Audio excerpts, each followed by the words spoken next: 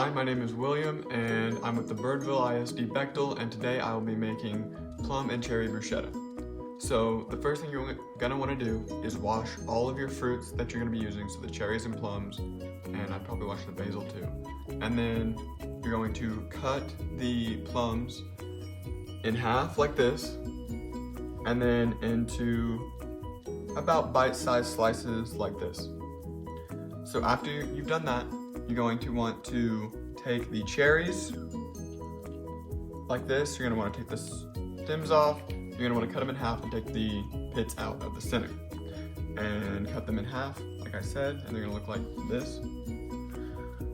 After you have done both of those things, you're going to want to take basil, 3 leaves of basil, and you're going to want to tear or cut them into small slices or pieces so you can use them at the end. So after you have done those things to prep to create your rice cake, you're going to want to take your rice cake, just a plain rice cake like this, and you're going to want to spread ricotta, low-fat ricotta cheese onto the rice cake.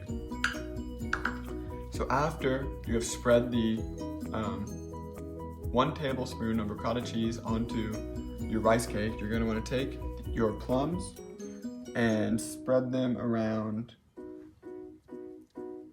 placing them on your rice cake like so. And then right after, you'll do the same thing with the cherries.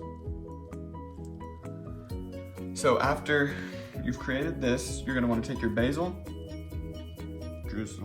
just throw it on there, make it look nice.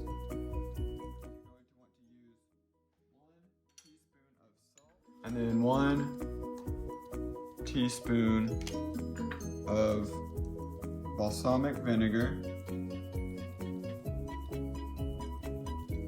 on there. And then that is all. You have your plum and cherry bruschetta, just like these two here.